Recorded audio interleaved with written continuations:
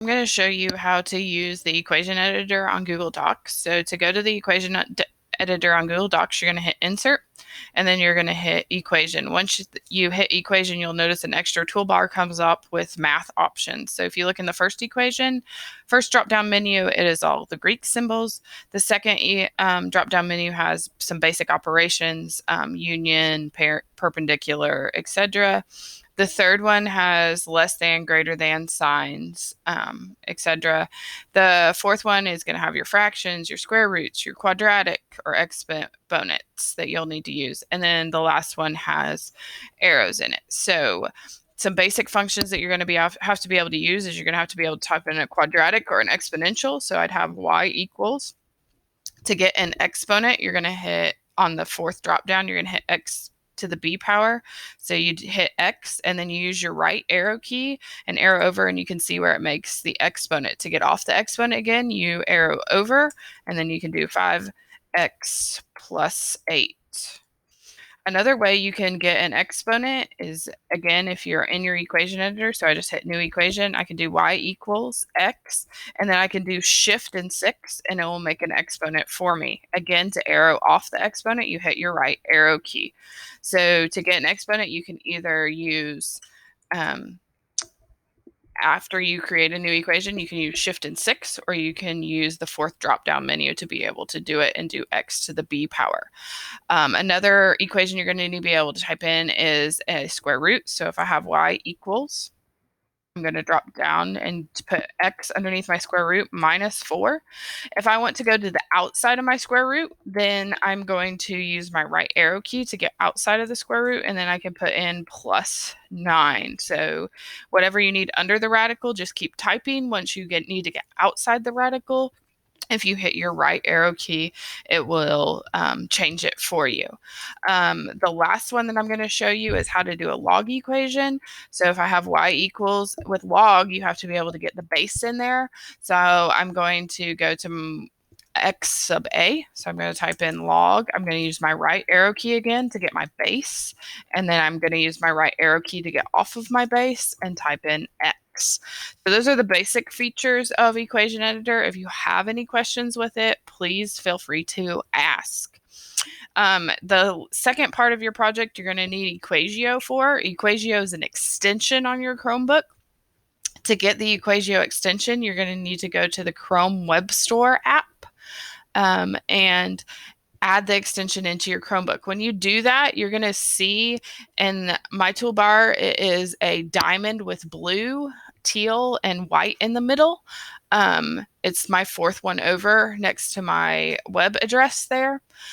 When you click on that, it's going to open EquatIO, which I already have mine open on mine computer. So once you get here, you're going to hit the graph button, which is the third one over, and type in your equations. What you notice here is this is actually Desmos that it's using. So I can just type in whatever equation I need to use, so like y equals x plus 2, and it graphs it for me. If you notice, this is in a window from -10 to 10 and approximately -5 to 5, not quite though.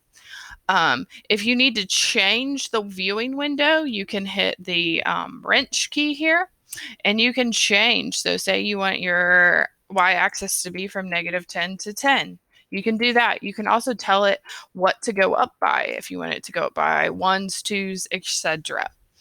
If you need to restrict your domain, for example, for a piecewise function, you're going to use the squiggle bars, and which is you have to hit shift and the key next to P. You can do, I'm going to do from -5 to 5. And you can see it restricted my equation of y equals x plus 2 between -5 and 5.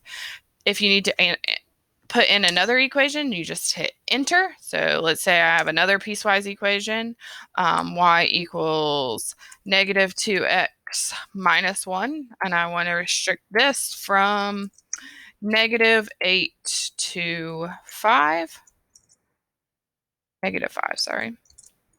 You can see it's just barely there at the top. I can zoom out and you can see more of that graph. You could also go to the wrench and change your window so that you could see it better. If you get too far zoomed in or too far zoomed out, if you hit the home button, it'll put it back in that window that we had earlier.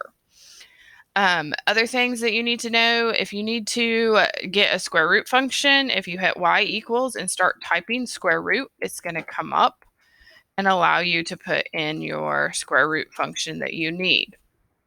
If you need sine, you can also put in sine of x and it will graph it. Again, you can go to your wrench and you could change your arrows, you could change your steps. If you were going to maybe do a sine function, you might want to use pi as your step or pi over 2. You don't have to, but that's a possibility. Once you finish your graph and have everything you need on your graph, you're going to hit insert graph, and it's going to insert the graph into your document, which I hadn't hit enter, so I'm going to have to do it again so that it will insert it. And you can see it inserts it as an image. So you can just resize your image basically now. So it puts it in really big. So I'm going to make mine smaller if my mouse will work.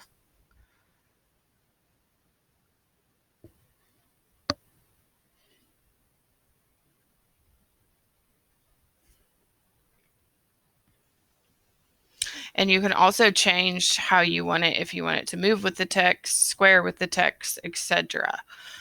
So that's how you use EquatIO for graphs. If you have questions, just ask.